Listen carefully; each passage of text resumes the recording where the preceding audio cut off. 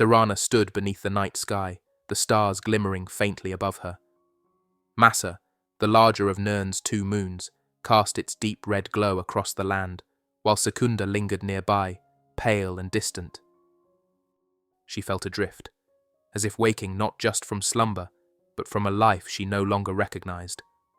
Time had shifted, though she couldn't yet say how deeply. Solitude was where he had told her to meet him, but the scroll she carried might make it hard to go unnoticed.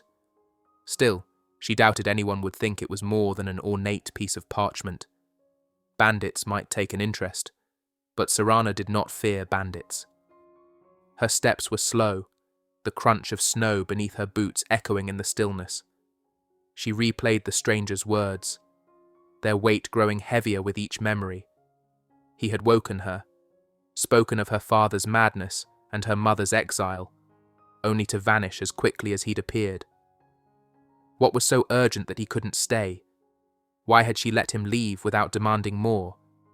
He asked her to wait for 6 days. Patience was something she had learned well through the long years of her existence. But these 6 days would push her patience in ways she hadn't experienced in centuries. The small town of Morthal appeared as Serana walked westward along the road. Its swampy surroundings were quiet and still, with weathered buildings partially obscured by the thick mist. She slowed her pace as she reached the town centre, drawn by the sound of raised voices in front of High Moon Hall. A small group of residents stood gathered in the torchlight, their faces pale with worry. "What's the Jarl going to do about it?" one of them demanded. "How are we supposed to feel safe in our own homes?"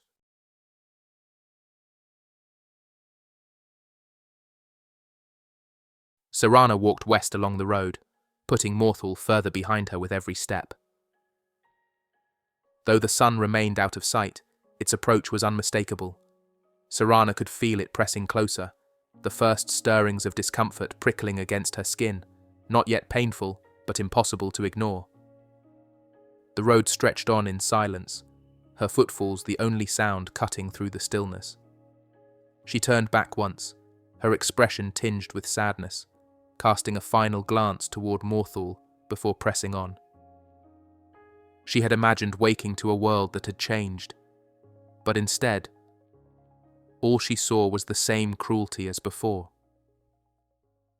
The fort came into view long before it should have, far in the distance, but sharp to her eyes. But it wasn't the ruin that caught her attention. It was the movement. A single skeletal figure patrolled the walls, its movements stiff and unnatural. Its presence alone was enough to tell Serana what she needed to know. Necromancers. Her lips tightened as she stared at the crumbling fort ahead. Places like this always seemed to attract them, hidden, abandoned, and perfect for their twisted experiments. The art of manipulating death, twisting it for power, it wasn't unfamiliar to her. They weren't so different from the vampires who ruled the halls she once called home. Or herself, if she was being honest. Her thoughts turned to Alva and Movarth, the echoes of their actions still fresh in her mind. A small town, torn apart by greed, manipulation, and cruelty. Families destroyed, lives discarded as if they meant nothing. Alva's control over Hrogar and Movarth's sick amusement in building his power on the suffering of others. It was all too familiar. Too close. Her steps continued, measured but steady along the worn path westward. Yet her mind churned, the weight of recent memories pressing against her. Who am I to judge? The thought gnawed at her, clawing at the fragile clarity she had gained. She'd seen death manipulated, bound, controlled. She'd done it herself, perfected it even. Raising the dead wasn't inherently wrong, was it? But Alva and Movarth had shown her just how quickly the line could blur. Their power had twisted into cruelty, consuming everything in its path. Was there truly a difference? The question lingered, unsettling. She thought she had known once, but now she doubted, unsure where the line truly lay, or if she even had the right to decide. She stopped. The sun pressed closer, the pale light stretching long across the road. Serana lowered her gaze to the dirt path beneath her boots, watching the way it caught the light, the way shadows stretched thin and fragile over the uneven earth. She thought of Helgi, the little girl burned alive in her sleep, of Hrogar's hollow, broken expression as he obeyed Alva's every whim, of how easily their lives had been reduced to tools for someone else's gain. That feeling of helplessness, of being trapped in a world you couldn't escape, was one she knew all too well. Her fists clenched. The necromancers ahead weren't just echoes of her past. They were living reminders of everything she despised. Power wielded without care, lives treated as expendable, autonomy ripped away for selfish gain. She couldn't walk away from that. Not now. Her head lifted, eyes fixed once more on the fort.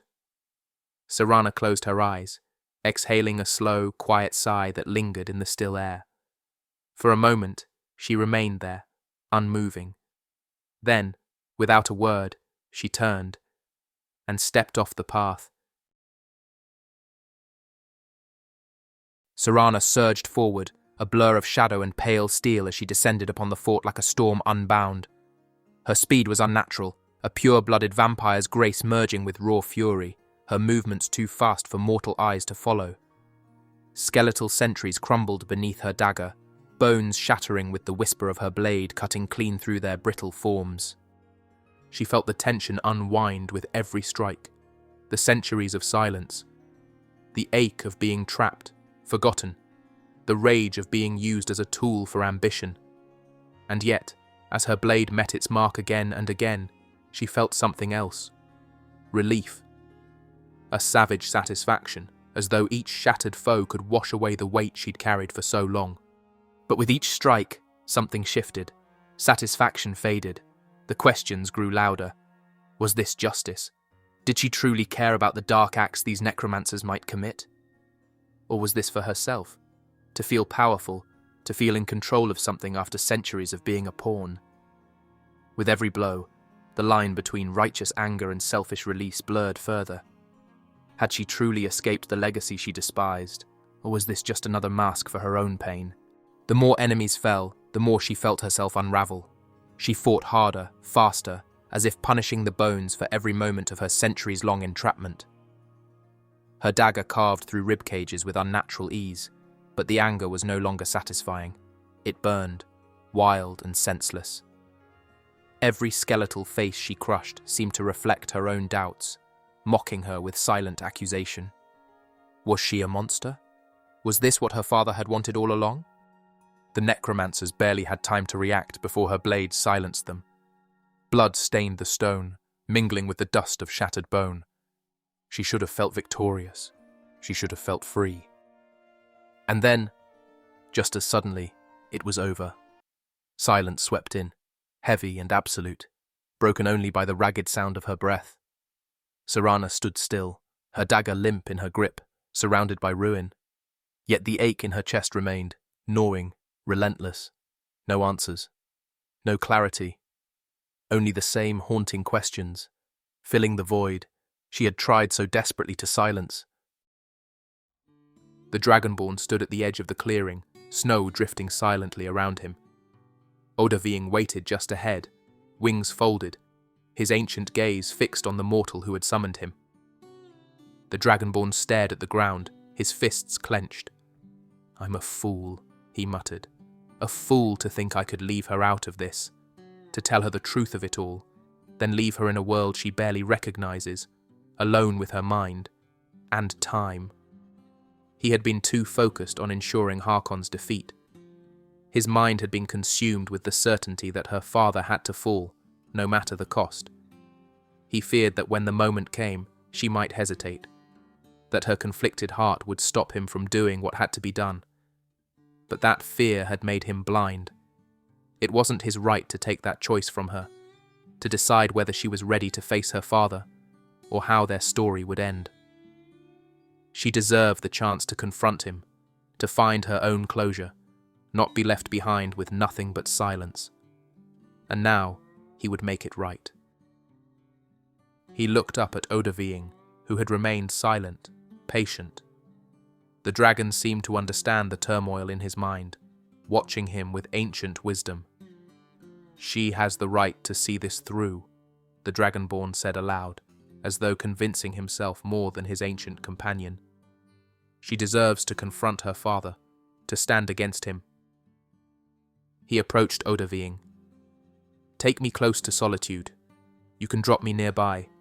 I will walk the rest. Once Harkon is dealt with, I will need your help reaching Skuldafn." Odahviing lowered his massive head in understanding, wings flexing as he prepared for flight. The Dragonborn climbed onto his back, the cold wind biting but his resolve now set. They would face this battle together. The Dragonborn approached Solitude's gate as the sun dipped low on the horizon, casting long shadows across the stone walls. Odahviing had already departed, having dropped him off in a secluded spot along the path leading into the city. He hadn't specified a meeting place with Serana, but the Winking Skeever Inn seemed the most logical choice. Solitude loomed above, proud and ancient, its towering walls once a symbol of Nordic resilience and royal power. The city's history was steeped in conflict, from the Wolf Queen's dark influence to the more recent tensions of the Civil War. Now, however, a different urgency lingered in the air. Ulfric's messengers would still be making their way here, no dragon to hasten their journey. Perhaps the Dragonborn could return before they arrived, if dealing with Harkon went as planned. Serana would be eager to confront her father. He could only hope she hadn't gone ahead alone. Gathering his thoughts, he exhaled slowly before stepping through the door to the inn. He stopped, scanning the lively inn, searching for her. Undoubtedly, she will have that Elder Scroll glued to her side. The barkeeper caught his eye and offered a nod. "What can I get you to drink?" The Dragonborn hesitated briefly before nodding. "A bottle of Nord mead and an empty mug. And tell me, have you seen a woman dressed in black, probably carrying a large scroll on her back?" The barkeeper thought for a moment before answering. "I saw someone fitting that description slip upstairs. Didn't seem like the social type." He headed upstairs, turning the corner when he heard Serana speak from his left. "So, you showed up." The Dragonborn turned, finding her seated on a bench near the railing. She remained silent afterward, and the Dragonborn exhaled a weary sigh. He crossed to the other bench beside her and set the bottle of mead on the table between them. Removing one glove, he drew his dagger, and with a swift, precise cut across his palm, allowed his blood to fill the empty mug. Serana's eyes lifted from her book, narrowing with mild irritation. "I didn't ask for that." Without a word, the Dragonborn cast a brief restoration spell, sealing the wound before any blood could stain the floor. He ignored her remark, placing the filled mug on the table, and then slid his glove back on. He spoke, his voice low and steady, yet carrying the weight of hard-earned regret. "I was a fool, Serana. And for that, I owe you an apology. I left without explanation, without giving you the answers you deserved.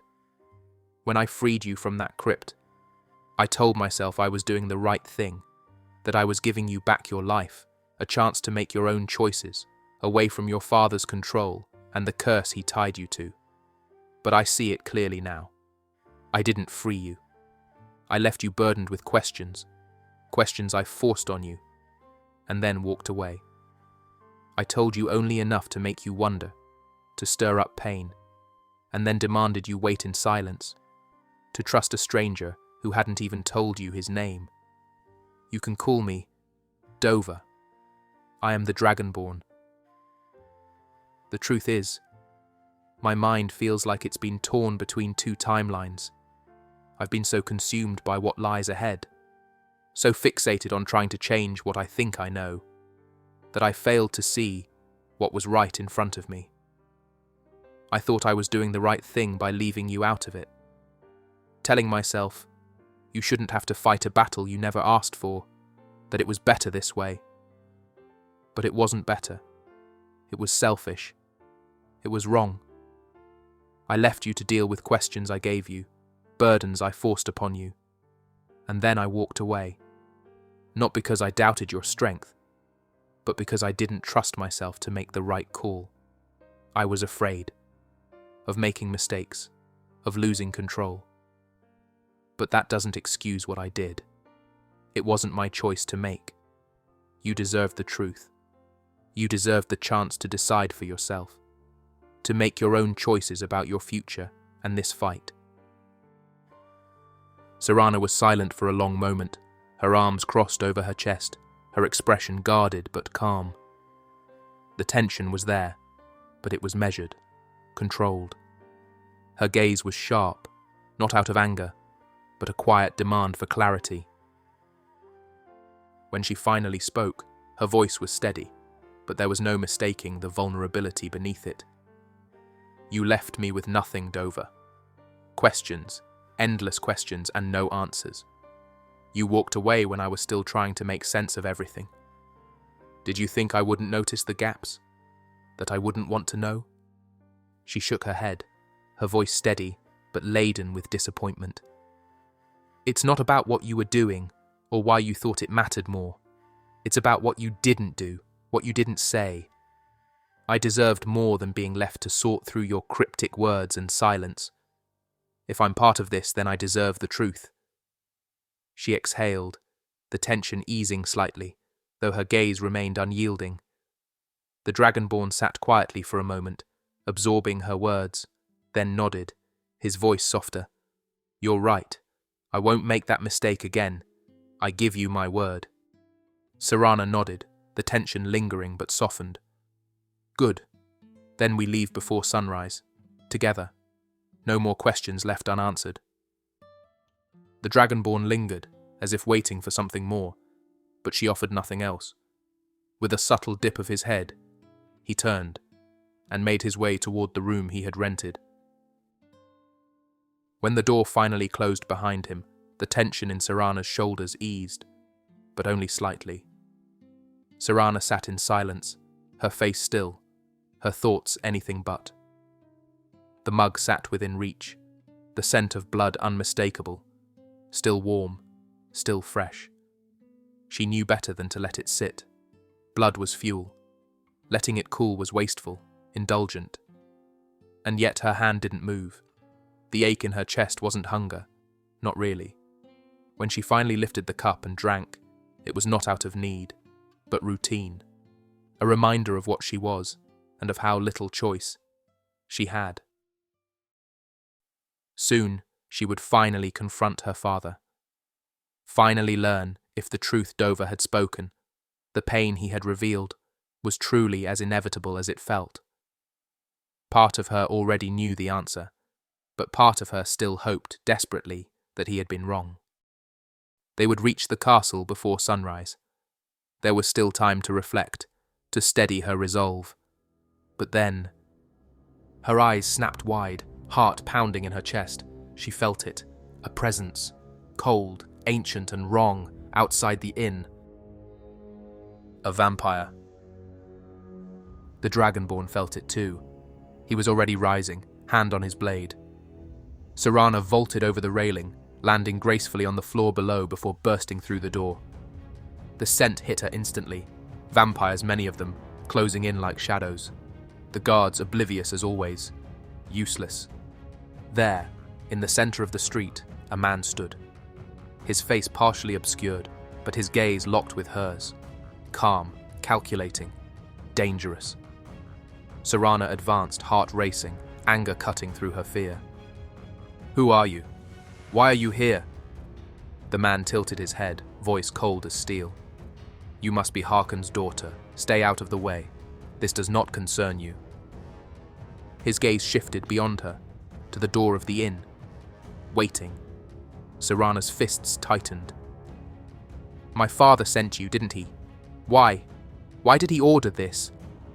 The man did not answer. Instead, his expression shifted, and then he spoke again. Voice laced with something colder. So we meet again, Dragonborn. The inn door creaked open behind her. The Dragonborn emerged, his expression sharp, tense, furious. "What are you doing here?" "Miraak,"